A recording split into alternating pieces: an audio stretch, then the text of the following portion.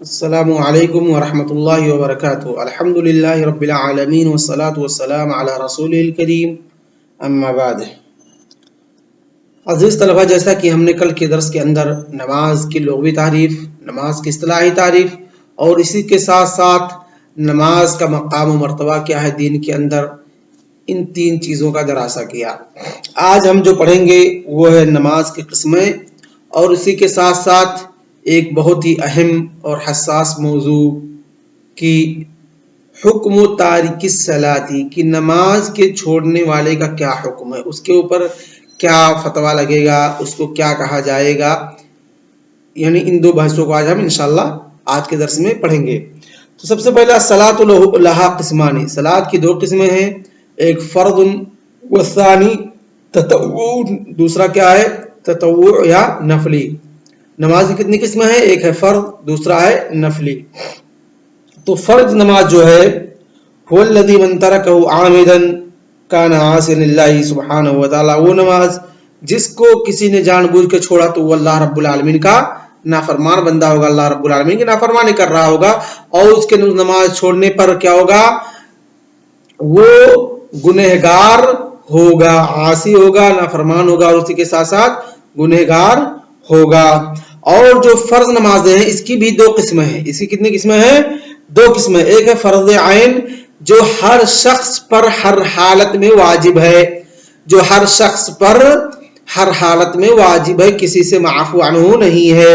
جب بچہ 7 سال کا ہو جائے گا تو اس کو نماز پڑھنے کا حکم دیا جائے گا، جیسا کہ اللہ کے رسول صلی اللہ علیہ وسلم نے فرمایا کہ جب بچے 7 سال کے ہو جائے تو ان کو نماز پڑھنے کا حکم دو، اور جب وہ 10 سال کے ہو جائے تو ان کو نماز نہ پڑھے تو مارو، یعنی کہ 3 سے لے کر کے 7 سال تک کیا ہوں گے؟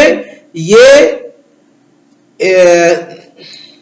بچوں کو سکھانے اور نماز کا عادی بنانے کے اوقات ہیں، یعنی کہ جو اصل نماز فرض ہوتی ہے وہ 10 سال سے ہے، یعنی اگر 10 سال کے بعد اگر کوئی چھوڑتا ہے تو کیا ہوگا؟ گنہگار ہوگا۔ اگر 7 سال سے 10 سال کے بیچ میں کبھی چھوڑ دیتا ہے تو جو میرا نظریہ ہے، جو میں نے پڑھا ہے، کہ وہ گنہگار نہیں ہوگا۔ لیکن 10 سال کے بعد اگر کوئی بندہ نماز چھوڑتا ہے جس کے اوپر نماز فرض ہو جاتی ہے، کیونکہ اللہ کے رسول صلی اللہ علیہ وسلم نے وہاں پر تاکیداً کہا ہے کہ اگر 10 سال کے ہو جائیں اور وہ نماز نہ پڑھیں تو ان کو تم مارو، ان کو کیا کرو؟ مارو، مار کر کے مسجد لے کر کے آؤ تاکہ وہ نماز پڑھیں۔ اور اس سے پہلے 3 سال کا موقع دیا گیا ہے، وہ کیا ہے؟ وہ بچوں کو نماز کا عادی بنانے کے لیے کہا گیا ہے، تاکہ وہ جب 3 سال تک آتے جاتے رہیں گے، نماز پڑھتے رہیں گے، ان کی عادت بن جائے گی، پھر وہ زندگی میں کبھی نماز نہیں چھوڑیں گے۔ اس کے بعد انسان کے وفات تک کسی بھی حالت میں نماز معاف نہیں ہے، اللہ کی عورتوں کے لیے جو کچھ چند ان کے حالات ہیں، حالت حیض، حالت نفاس، حالت حیض اور حالت نفاس میں۔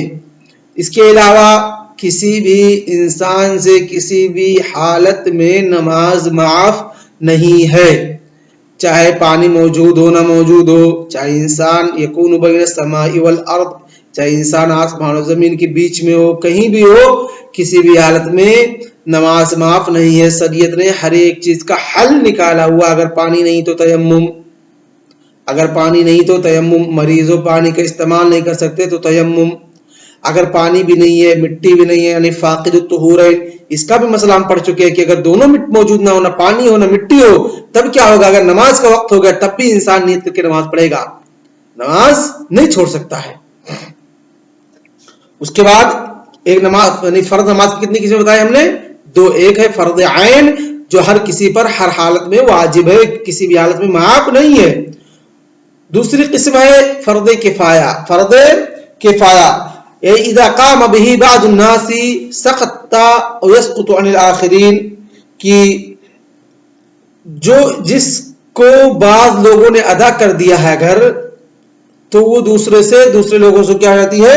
ساقط ہو جاتی ہے۔ جس طریقے سے نماز جنازہ ہے، نماز جنازہ ہے، یہ کیا ہے؟ فرض کفایہ۔ اگر چند لوگ، کچھ لوگ کسی کی نماز جنازہ میں شامل ہو جاتے ہیں، اس کو پڑھ لیتے ہیں، تو کیا ہو جاتا ہے؟ لوگوں کی طرف سے اور لوگوں کی طرف سے کفایت کر جاتے ہیں، یعنی ہر کسی کے اوپر فرض عین نہیں ہے، ہر کسی کے اوپر فرض عین نہیں ہے، لیکن جب تک کوئی تیار نہیں ہو رہا نماز جنازہ پڑھنے کے لیے سب کے اوپر واجب ہے، لیکن جب کچھ لوگ پڑھ لے رہے ہیں تب اور اسے ساقط ہو جائے گی. یعنی کوئی بندہ ہے اگر وہ نماز جنازہ پورے گاؤں والے اور پورے علاقے والے کوئی اس کی پڑھ ہی نہیں رہے ہیں اور کسی نے نماز جنازہ نہیں پڑھی تو کیا ہوگا، سارے کے سارے لوگ گنہگار ہوں گے.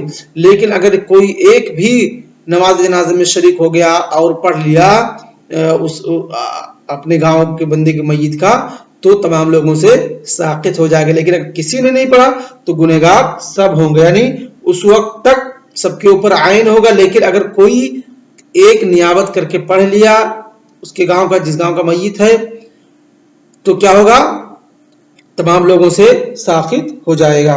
اس کے بعد نماز کی جو دوسری قسم ہے وہ تطوع یعنی نفلی نماز. نفلی نماز جس کا چھوڑنے والا بندہ اگر جان بوجھ کے چھوڑتا ہے تو وہ گنہگار نہیں ہوگا. جس کو اگر کوئی بندہ جان بوجھ کر کے چھوڑتا ہے تو وہ گنہگار نہیں ہوگا. جیسے سنن رواتب ہیں اور اسی طریقے سے وتر وغیرہ ہیں، اسی طریقے سے وتر وغیرہ ہیں.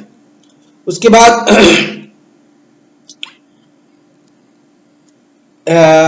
اس سے پہلے کہ ہم منتقل ہوں حکم و تاریکی صلاۃ کی طرف، اگر ٹائم نہیں تو اس کو پڑھائیں گے آج، نہیں تو کل پڑھائیں گے. نماز کی فرضیت پڑھ لیتے ہیں. نماز کی فرضیت پڑھ لیتے ہیں. نماز کب فرض ہوئی، کیسے فرض ہوئی، کہاں پر فرض ہوئی اور نماز کی تعدادیں کیا ہیں. اس کے بعد حکم و تاریکی صلاۃ انشاءاللہ پڑھیں گے. تو نماز کی جو فرضیت ہے اس کا عجیب معاملہ ہے. یعنی آپ دیکھیں گے کہ اللہ رب العالمین نے دین کے جتنے احکام ہیں ساری دنیا زمین کے اوپر واجب کیے، فرض کیے. یعنی اللہ رب العالمین حضرت جبریل علیہ الصلوۃ والسلام کو بھیج کر کے حکم دے دیتا تھا نبی کے پاس جائیے فلاں چیز بتا دیجیے اور یہ چیز ان لوگوں پر، ان کی امتیوں پر واجب ہو جاتی ہے، ان کو کرنا ہے. لیکن اب سوچئے آپ لوگ نماز کی کتنی اہمیت ہے، اس دین نے، شریعت نے اس کو کتنا امپورٹنس دیا ہے کہ اللہ رب العالمین نے نماز کو فرض کرنے کے لیے اپنے حبیب محمد عربی صلی اللہ علیہ وسلم کو اپنے پاس بلایا. کہاں پر؟ اپنے پاس بلایا. اور وہاں پر اللہ رب العالمین نے آسمان کے اوپر اللہ کے رسول صلی اللہ علیہ وسلم کو نماز کا ہدیہ اور تحفہ دیا. اس کا واقعہ یہ ہے کہ یہ نماز جو فرض ہوئی، یہ کب فرض ہوئی؟ نماز جو فرض ہوئی کب فرض ہوئی؟ یہ ہجرت سے پہلے فرض ہوئی. یہ ہجرت سے پہلے فرض ہوئی جب اللہ کے رسول صلی اللہ علیہ وسلم مکہ میں تھے. اللہ کے رسول صلی اللہ علیہ وسلم عشاء کے بعد اپنے گھر کے اندر تھے. عشاء کے بعد اللہ کے رسول صلی اللہ علیہ وسلم کو حضرت جبریل علیہ الصلوۃ والسلام لینے آئے اور اللہ کے رسول صلی اللہ علیہ وسلم کو لے کر کے گئے. اور یہ واقعہ اسراء اور معراج کے نام سے جانا جاتا ہے. اسراء کے معنی ہوتے ہیں رات میں چلنے کے. تو اللہ کے رسول صلی اللہ علیہ وسلم نے رات میں جو چلے ہوئے وہ کہاں سے کہاں تک تھا؟ مسجد حرام سے لے کر کے مسجد اقصی تک. اس کے بعد معراج یعنی ارجا کے معنی ہوتے ہیں چڑھنے کے. ارجا کے معنی کیا ہوتے ہیں؟ چڑھنے کے. پھر اللہ کے رسول صلی اللہ علیہ وسلم کا معراج کا واقعہ ہوا، یعنی دو چیزیں. ایک ہے رات میں چلنا یعنی مسجد حرام سے مسجد اقصی تک، اس کے بعد چڑھنا اوپر. پھر وہاں سے مسجد اقصی سے اللہ کے رسول صلی اللہ علیہ وسلم حضرت جبریل علیہ الصلوۃ والسلام کے ساتھ اوپر گئے آسمان پر، پہلے آسمان پر، دوسرے آسمان پر. اس طریقے سے ساتویں آسمان پر حضرت ابراہیم علیہ الصلوۃ والسلام سے ملاقات، اس سے پہلے چھٹے آسمان پر حضرت موسیٰ سے، اس سے پہلے پانچویں پر حضرت ہارون سے، اور پہلے آسمان پر حضرت آدم علیہ الصلوۃ والسلام سے. اور اس طریقے سے ہر آسمان پر صحابہ مطلب نبیوں سے ملاقات ہوتی گئی.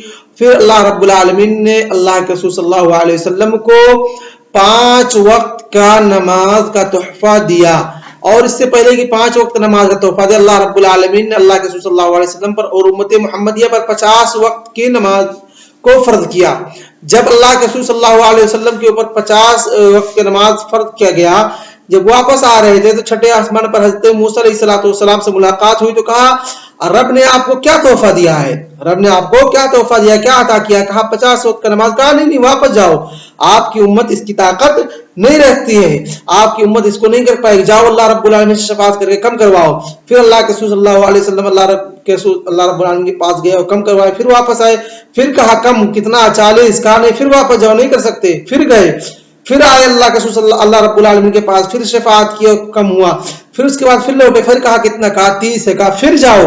اس طریقے سے آتے جاتے رہے حضرت موسیٰ علیہ السلام کے بیچ میں اور اللہ رب العالمین کے بیچ میں، یہاں تک کہ 5 وقت کا جب نماز فرض ہوا، پھر حضرت موسیٰ علیہ السلام نے کہا کہ پھر جاؤ، میری امت تو 2 وقت کی نہیں کر پا رہی تھی، آپ کی امت کہاں سے 5 وقت کر پائے گی، لوگوں کی طاقت نہیں۔ اس اللہ کے رسول صلی اللہ علیہ وسلم نے کہا نہیں مجھے اب شرم محسوس ہو رہی ہے، میں اب نہیں جا سکتا۔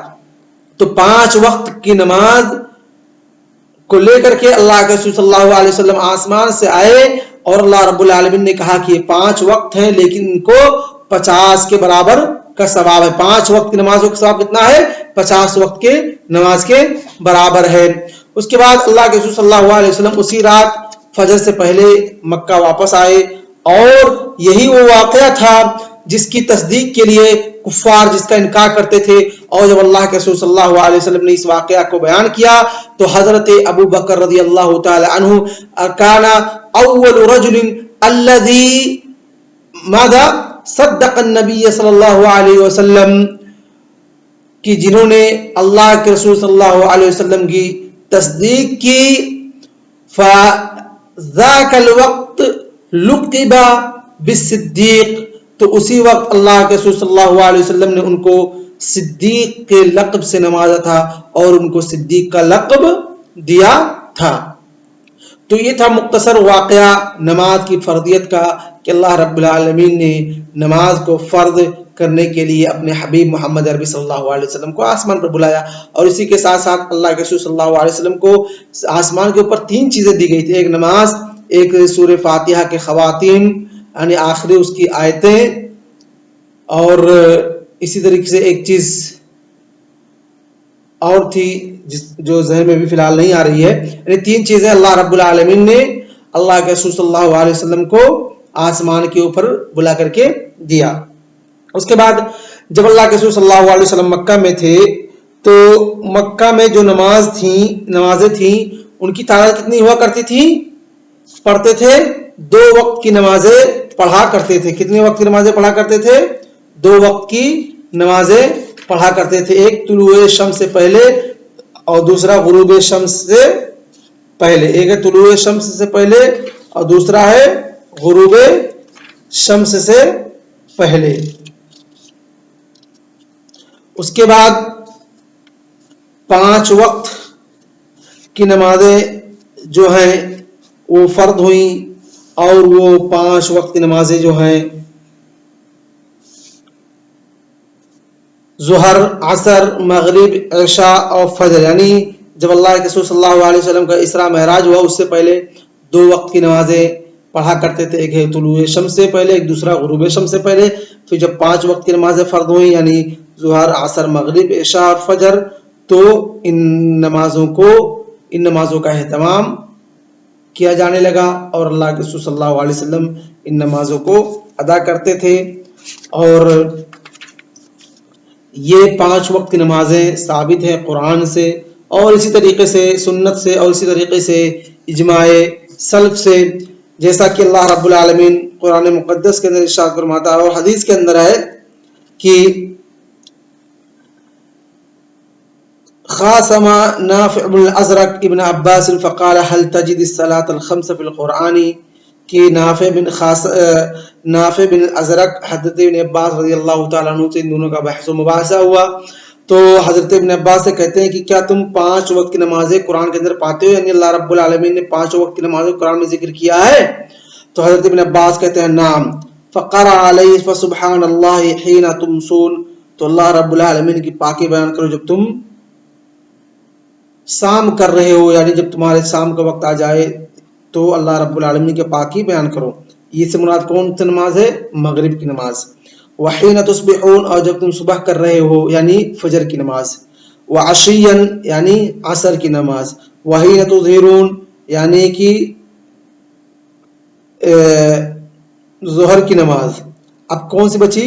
عشاء کی نماز، اس کا تذکرہ اللہ رب العالمین نے واضح طور پہ کہا من بعد صلاۃ عشاء ومن بعد صلاۃ العشاء کے عشاء کے نماز کے بعد.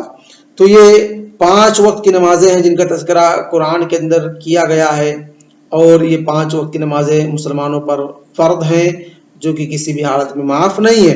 اور اسی طریقے سے دوسری حدیث کے اندر ہے کہ جاء اعرابی النبی صلی اللہ علیہ وسلم فقال اخبرنی ما فرض اللہ علی من الصلوات، کہ جو کچھ اللہ رب العالمین نے میرے اوپر نمازیں فرض کی ہیں اس کا تذکرہ آپ کیجئے. تو اللہ کے رسول صلی اللہ علیہ وسلم فرماتے ہیں کہ 5 صلوات فی اليوم واللیلہ، 5 وقت نمازیں ہیں دن اور رات ملا کر کے. کہا حل علی غیرہ، کیا میرے اوپر اس کے علاوہ بھی کوئی نمازیں فرض ہے، کیا اس کے علاوہ بھی مجھے کچھ اور پڑھنی ہے؟ تو اللہ کے رسول صلی اللہ علیہ وسلم نے فرمایا لا الا ان تطوع، نہیں مگر جو نفلی نمازیں، نفل جتنا آپ پڑھنا چاہتے ہیں پڑھیے، لیکن فرض نمازیں صرف 5 ہی ہیں، اس کے علاوہ کچھ بھی فرض نہیں ہے. تو گویا کہ جو ابھی ہم نے 2 حدیثیں پڑھی ہیں ان میں سے پہلی چیز کہ حضرت ابن عباس رضی اللہ تعالیٰ عنہ نے قرآن سے ثابت کیا کہ قرآن کے اندر 5 وقت نماز کا تذکرہ آیا ہے، اور اسی طریقے سے 5 وقت کی نماز کا تذکرہ حدیث سے یعنی 5 صلوات فی اليوم واللیلہ.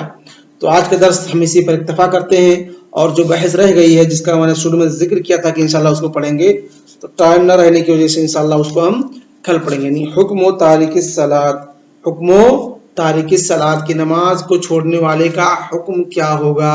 تو آج کا درس اسی پر اکتفا کرتے ہیں. وصلی اللہ علی نبینا محمد وعلی آلہ وصحبہ اجمعین. والسلام علیکم ورحمۃ اللہ وبرکاتہ.